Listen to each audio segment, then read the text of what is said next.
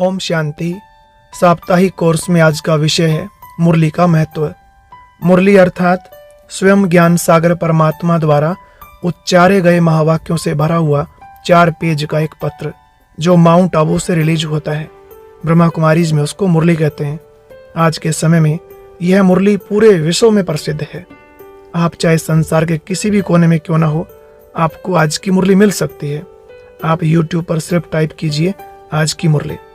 आखिर क्या जादू है इस मुरली में जो लाखों बीके भाई बहनें रोजाना नियमित रूप से ब्रह्मा कुमारी सेवा केंद्र पर जाकर इस मुरली को सुनते हैं, और जिससे भी पूछें उसका यही अनुभव होता है कि इस मुरली ने हमारा जीवन बदल दिया। इसमें हमारी दिनचर्या से जुड़ी हर समस्या का समाधान मिलता है। आने वाली किसी भी परिस्थिति के बारे में पहले से ही इस मुरली द्वारा शिव बाबा सावधानी दे देते हैं और फिर उसका सामना करने की शक्ति भी देते हैं। तो आइए सुनते हैं मुरली का महत्व। ओम शांति। हम सब के अंदर दिव्य गुण हैं, मूल्य हैं। उनको फिर से लाने के लिए हमें अपने साथ मेहनत करनी है, खुद के ऊपर अटेंशन देना है। एक जागरूक अवस्था में रहते हुए ये देखना है कि मेरे संस्कार कैसे हैं, क्योंकि जैसे संस्कार होंगे वैसा ही संसार मिलेगा। तो किसी भी कीमत पर हमें अपने संस्कारों को बिगड़ने नहीं देना। और वो संस्कार अच्छे कब बनते हैं? जब हम ईश्वरीय ज्ञान प्रतिदिन सुनते हैं। अगर हम हर रोज़ अच्छी बातें सुनते हैं और उनकी प्रैक्टिस करते हैं तो जीवन महान बनता जाता है। ध्यान से समझेंगे हम इस चीज़ को कि स्वयं को बदलना ही सही ज्ञान है। किसी और को बदलने के पीछे हमें नहीं लगना, हमें खुद को बदलना है। हमारे बदलाव से दूसरे में बदलाव स्वतः ही आएगा। हमारी अच्छी स्थिति परिस्थितियों को बदल देगी।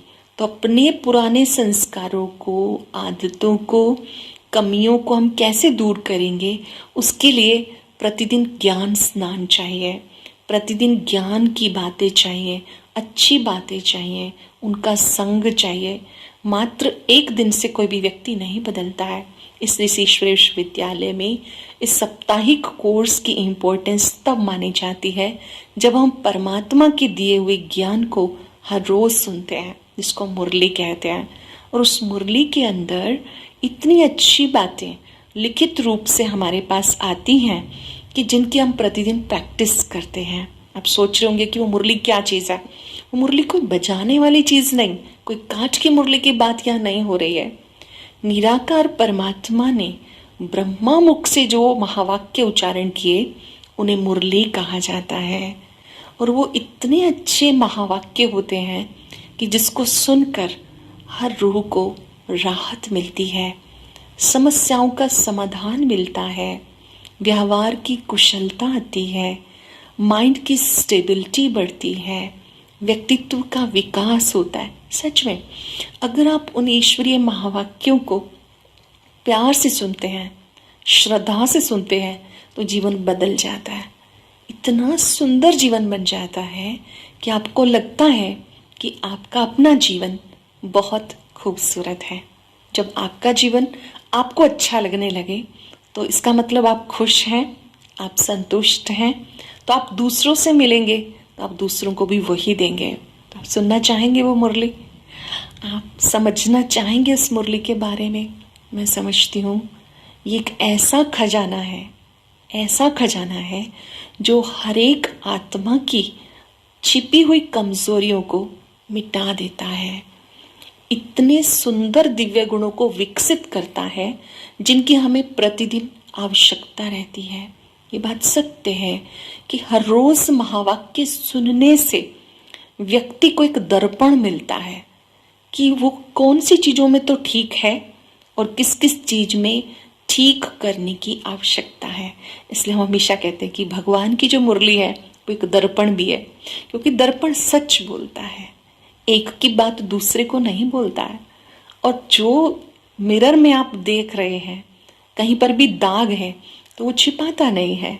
तो ईश्वरीय महावाक्य हम सबके सामने एक दर्पण की तरह से होते हैं कि हमें अपनी अंदर की कमियां स्पष्ट दिखने लगती हैं। और ये आज के परिवेश में बहुत ज़रूरी है कि व्यक्ति खुद को देखे और खुद को बदले। देखिए, दूसरे को बदलने के लिए हमने बहुत प्रयास किया आज तक, जमाने के बारे में बहुत कुछ सोचा, लोगों के बारे में बहुत कुछ सोचा, पर अब एक बार हम अपने बारे में सोचेंगे, अपने आप को देखेंगे, अपने अंदर के संसार को देखेंगे। ये जो मुरली है हमें अंदर के संसार को बिल्कुल स्पष्ट दिखाती है, मेरे अंदर क्या है। क्योंकि जब आप निज को देखेंगे तो आप निज को बदलेंगे, अन्यथा आप ये सोचेंगे कि ये बदल जाए तो कितना अच्छा हो, वो बदल जाए तो कितना अच्छा हो। हम कभी नहीं सोचते कि अगर मैं बदल जाऊं तो कितना अच्छा हो। ये ईश्वरीय महावाक्य मुरली हम सबको सिखाती है कि हर एक उद्देश्य बना ले, मैंने अपने आप को बदलना है, जो मेरी कमजोरियां हैं उनको मुझे मिटाना है। देखिए, एक तो वो वीकनेसेस हैं जो हमें लोग बोलते हैं कि आपकी ये चीज़ अच्छी नहीं, आपकी ये चीज़ अच्छी नहीं। एक वो है कि जो हमारा दिल भी कहता है कि ये चीज़ मेरी ठीक नहीं है, मुझे ऐसा नहीं करना चाहिए। ये जो अंदर की आवाज़ है इसको हमें सुनना है और इसको ठीक भी करना है। क्योंकि जो हमारी इनर कॉन्शियस है वो हमें जो कहती है उस आवाज़ को सुनकर अगर आप अपने को बदल लेते हैं तो आप खुद ही खुद को शाबाश देंगे और आप खुद को कहेंगे सचमुच ये जीवन बहुत अच्छा है। इस मुरली को सुनने का मतलब क्या होता है? इस मुरली को सुनने का मतलब ये है कि अब आप अपने ऊपर ही फोकस करेंगे, अपने लक्ष्य को ही सामने रखेंगे और निज को बदलेंगे। और अगर आपने थोड़ा सा भी अपना परिवर्तन किया तो आपको बहुत सुख मिलेगा, जिसको अतीन्द्रिय सुख कहते हैं। आप करके देख सकते हैं। सपोज आपने ये महसूस किया कि मुझे छोटी छोटी बात में इरिटेशन बहुत होती है, या मैं कोई भी बात में एकदम रिएक्ट कर जाती हूँ। आपने जब खुद स्वीकार किया तो आप उसको बदल सकते हैं। और आपने अपने ऊपर अटेंशन दिया कि आज कुछ भी बातें हो जाएं, कितनी भी बातों में जहाँ भी मुझे इरिटेशन होती है, पहले आप पहले से उसका दृश्य बना ले, पहले से विजन बना ले कि वो बात आपके सामने है, मगर अब आप रिएक्ट नहीं कर रहे, आप बिल्कुल चीयरफुल मूड से आप उसे पार कर रहे हैं। जब आप पहले से तैयारी रखेंगे तो आपको बिल्कुल भी परेशानी नहीं होगी। आप करके देखिए कि अगर आप ऐसा करते हैं तो सच में आप खुद को खुद प्रिय लगेंगे, क्योंकि आपने निज को बदला। तो जो मुरली है ये हमें सिखाती है कि आप अपने अंदर के संसार को देखें और अपनी कमियों को ठीक कर लें, उसके स्थान पर अच्छे गुणों को ले आएं। अगर आपका ध्यान दिव्य गुणों को लाने पर है तो आपके अवगुण आपसे विदाई ले जाएंगे। ये बात सत्य है। जैसे आपने अगर लाइट ऑन की तो अंधकार दूर हो जाता है। आप अंधकार को बार बार नहीं कहते हैं दूर हो जाओ, दूर हो जाओ। आपका काम है लाइट ऑन करना। तो हम क्या करेंगे? अच्छे गुणों को अपने जीवन में लाएंगे। अच्छे गुणों को लाने से जो अवगुण रूपी अंधकार है वो दूर हो जाएगा। आप करके देख सकते हैं। हर अवगुण को निकालने के लिए एक अच्छा गुण होता है। आपका जो ध्यान है वो गुण को लाने पे होना चाहिए। जैसे अगर क्रोध आता है तो आप अपने अंदर प्रेम का गुण भरें कि मैं प्रेम स्वरूप आत्मा हूँ, स्नेह से भरपूर आत्मा हूँ। अगर आपके अंदर मोह का संस्कार है तो आप अपने मन में शुद्ध मोह जागृत करेंगे। सब आत्माएं हैं, परमात्मा के बच्चे हैं। ईर्ष्या है, आप ईश्वर चिंतन को लाएंगे, क्योंकि ईश्वर चिंतन करने से ईर्ष्या समाप्त हो जाती है। अगर आप ईश्वर चिंतन में बिजी हो जाएंगे तो ईर्ष्या का अवगुण समाप्त हो जाएगा।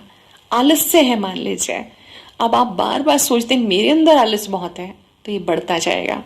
आप उसके स्थान पर अपने में उमंग उत्साह लाइए। कुछ नया करना ही है।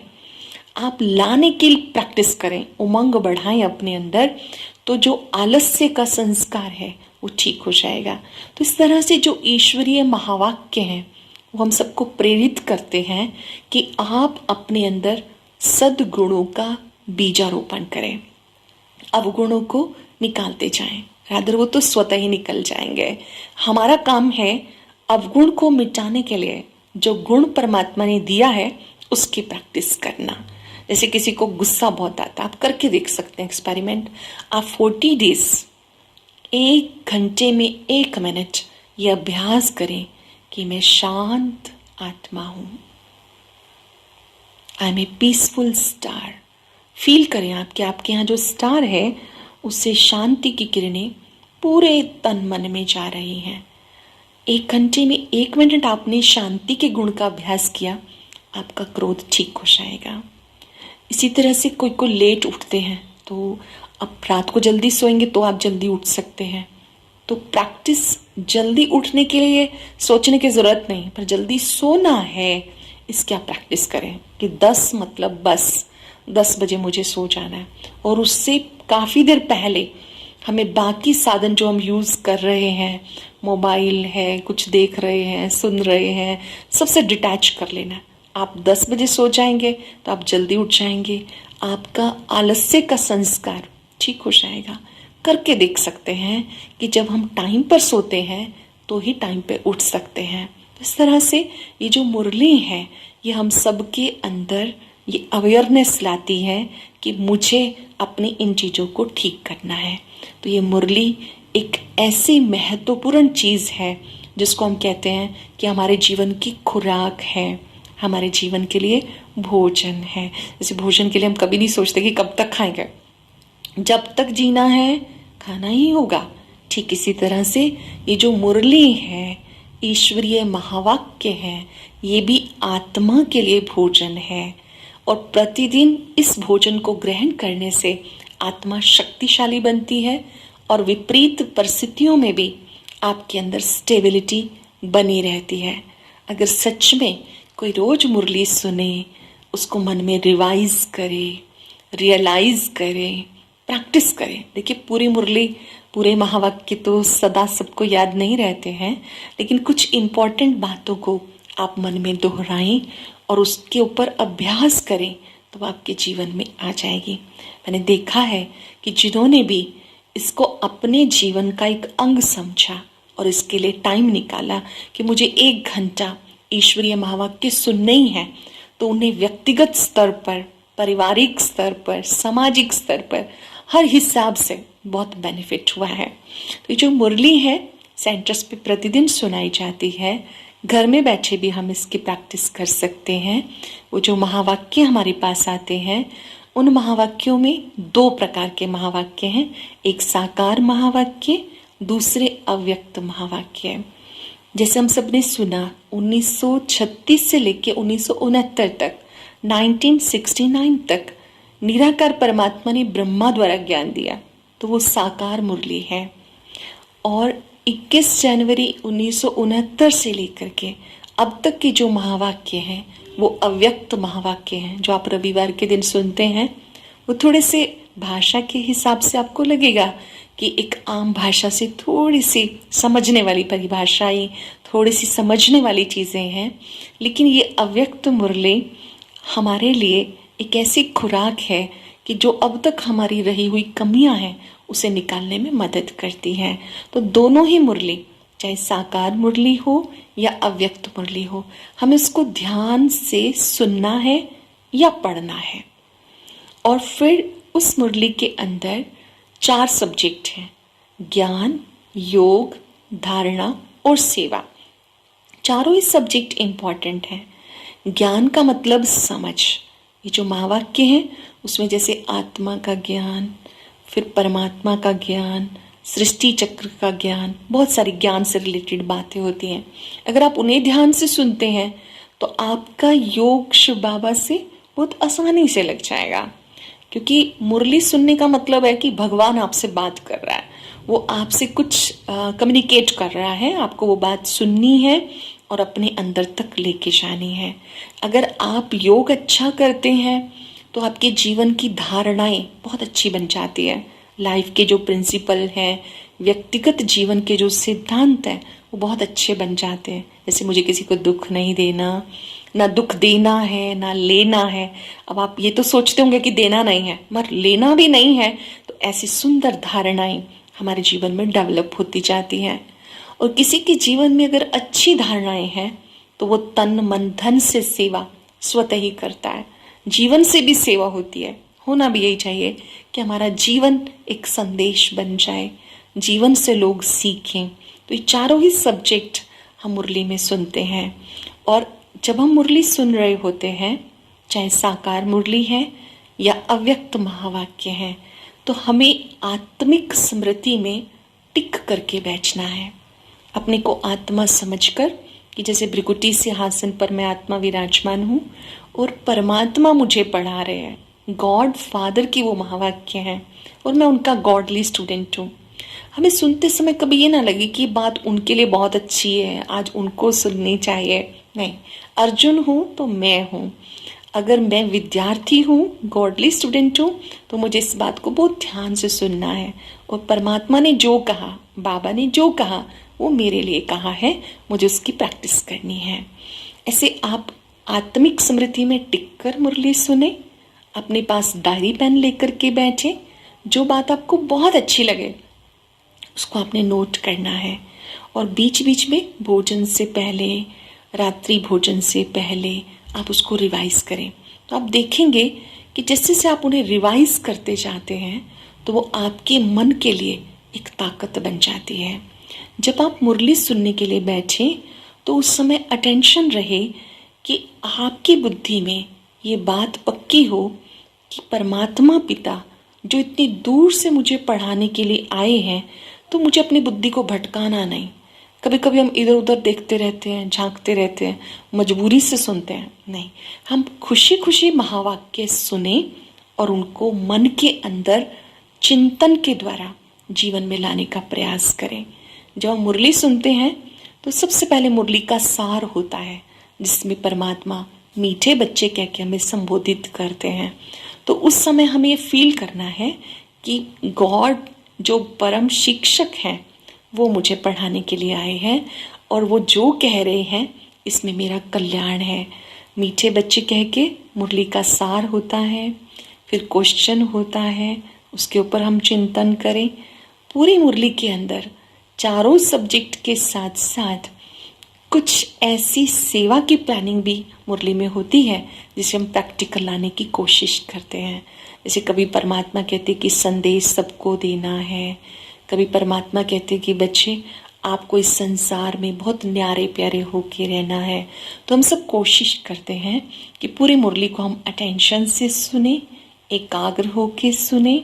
और लास्ट में मीठे मीठे सिक्की लदे शब्द आता है, जिसका अर्थ ये होता है कि परमात्मा हम सबको नमस्ते करते हैं। मीठे मीठे सिक्के लदे क्यों कहते हैं?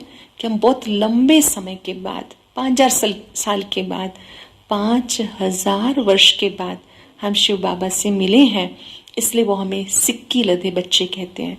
लॉन्ग लॉस्ट चाइल्ड, सुक्का लद्दा भी जिसे कहा जाता है। बहुत मेहनत के बाद, बड़ी मन्नत मानने के बाद जो मिला। फिर बाबा कहते हैं मात पिता बाप दादा का याद प्यार, ब्रह्मा माँ का, निराकार शिव बाबा का याद प्यार और नमस्ते बाबा करते हैं। फिर बाबा कहते हैं रूहानी बाप की रूहानी बच्चों को नमस्ते, है ना। बाबा की ओर से आत्मा का जो पिता है उसे रूहानी पिता कहते हैं, उनकी ओर से बच्चों को नमस्ते। फिर हम सब मिलके भी उस बात का जवाब देते हैं कि रूहानी बच्चों की, रूहानी बाप दादा को नमस्ते। हमारी ओर से ब्रह्मा बाबा को भी, शिव बाबा को भी नमस्ते। उसके बाद धारणा के लिए सार होता है, पूरी मुरली की जो मुख्य बातें हैं। फिर वरदान होता है, वरदाता के वरदानों से जैसे कि आत्मा के अंदर बहुत शक्ति आ जाती है। और फिर स्लोगन होता है। फिर पूरी मुरली में से कोई एक अभ्यास का कार्य हम दिन में अनेकों बार करते हैं। इसी तरह से जो अव्यक्त मुरली होती है उसको बड़े ध्यान से और कई बार पढ़ना होता है या कई बार सुनना होता है। जैसे हम जानते हैं कि ब्रह्मा बाबा जब अव्यक्त हो गए 18 जनवरी 1969, तो उसके बाद उन्होंने गुलजार दादी के माध्यम से जो महावाक्य उच्चारण किए शिव बाबा और ब्रह्मा बाबा ने, तो उसको हम अव्यक्त मुरली कहते हैं। उस अव्यक्त मुरली के लिए अव्यक्त स्थिति की जरूरत होती है। मतलब आप जब तक आवाज से परे थोड़ी एकांत में नहीं बैठेंगे तब तक वो बात समझ में नहीं आती है। अव्यक्त मुरली को अव्यक्त स्थिति में रह के सुनना होता है, और उस मुरली के अंदर बाबा ऐसी बातें करते हैं कि जो हमारी प्रतिदिन बहुत काम आने वाली है। दोनों ही मुरली में ऐसा होता है कि जो हमारे व्यवहार में काम आने वाली चीज़ें होती हैं अव्यक्त मुरली में विशेष होती हैं। जैसे एक अव्यक्त मुरली बाबा ने सरलता पे चलाई। सरलता का मतलब क्या होता है कि जो अंदर बाहर एक जैसा हो। सरल चितात्मा की निशानियाँ कि सरल लोग जो होते हैं उनके लिए समस्याएं भी सरल हो जाती हैं, बीमारियां भी सरल हो जाती हैं, संबंधों में भी मधुरता आ जाती है, और सरल चितात्मा सदा प्रसन्न रहेगी, सरल चितात्मा सदा मधुर भाषी होगी। इस तरह से जो अव्यक्त महावाक्य है वो भी आत्मा का श्रृंगार करने में बहुत सहायक है। अव्यक्त महावाक्य आत्मा का श्रृंगार करने में बहुत ही सहायक है। तो मैं एक खास बात जो सबसे रिक्वेस्ट करना चाहूँगी कि हम सब अपनी दिनचर्या में, कोई कहीं व्यस्त रहता है, कोई कहीं व्यस्त रहता है, कोई फ्री होते भी व्यस्त रहता है, कुछ भी हम अस्त व्यस्त ना करें बल्कि मस्त व्यस्त बने और मुरली के लिए समय निश्चित करें। एक सुबह का मेडिटेशन जो 4 से पौने 5 होता है, परमात्मा हम सबको वरदान देने आते हैं, वो कभी हम मिस ना करें।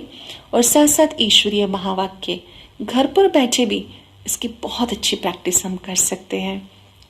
अच्छे से महावाक्यों को जब आप सुनते हैं और दिन में भी कोई मिले तो उनसे कोई एक बात ज़रूर शेयर करें।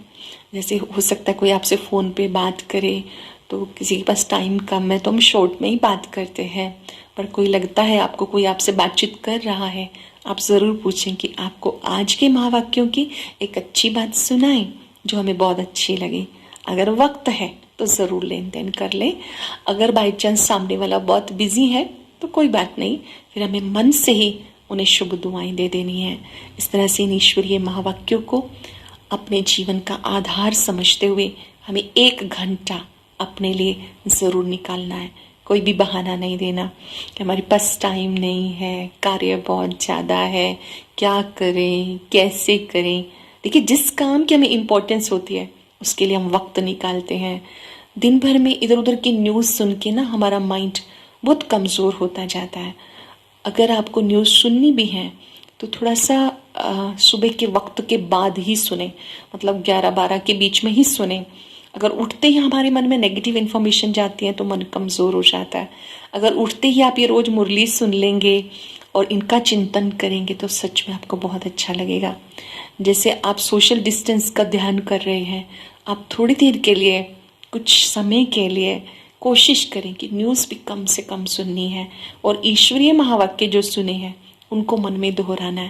कहते जिसके पास सुंदर विचार होते हैं वो लोग कभी अकेले नहीं होते हैं।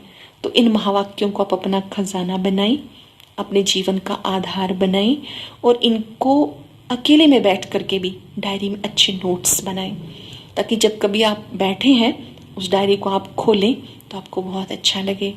मेरा ये निजी अनुभव है कि हमारे जीवन का एक सिद्धांत हो कि जब से हमने कोर्स किया, शिव बाबा को पहचाना, हमने कोई भी दिन बाबा के महावाक्यों को मिस नहीं किया। हर रोज़ सुने हैं, अपनाए हैं, एक दूसरे के साथ भी शेयरिंग की है। अपने परिवार के साथ भी बैठ के हम महावाक्य पढ़ें तो सबको लगेगा कि ये वो खजाना है जो हमें माला माल कर रहा है, खुश रहने की विधि बता रहा है। तो इन महावाक्यों को हमें अपने जीवन के लिए अमूल्य संपत्ति समझते हुए इनके लिए वक्त निकालना है, रोज सुनने हैं महावाक्य, और किसी न किसी एक चीज़ पर, चाहे वरदान पर, चाहे स्लोगन पर या किसी स्वमान पर हम प्रैक्टिस करें। हर रोज़ कोई एक चीज़ को अपना एक टारगेट बना लें कि आज मेरा ये दृढ़ संकल्प है, आज मुझे ये करना है।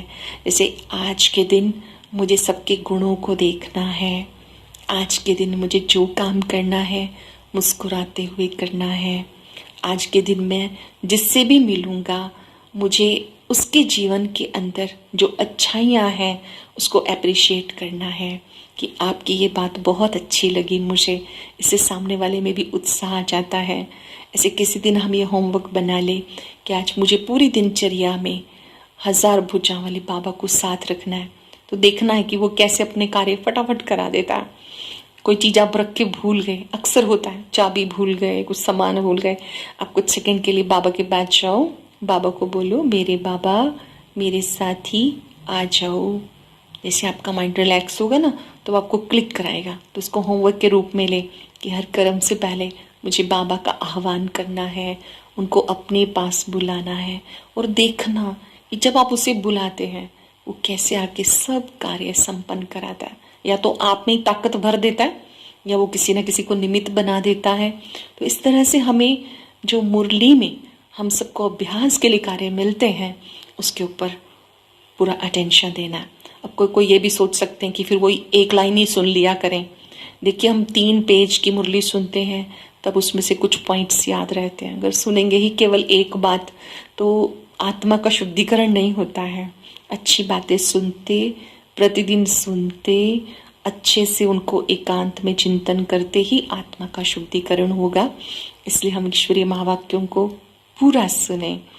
अगर हम पूरा सुनेंगे तो आपको लगेगा कि सच में कि मुझ आत्मा का परमात्मा पिता ने एक सही ट्रीटमेंट किया है और जो मेरी वीकनेसेस हैं वो दूर होते जा रही हैं।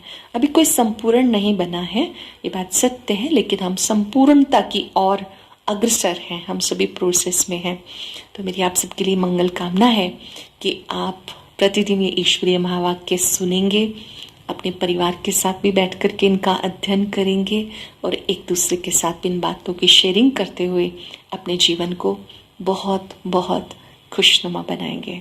आप सदा खुश रहें, संतुष्ट रहें और आपके घर के अंदर भी सदा खुशियों की बरसात होती रहे। धन्यवाद। ओम शांति।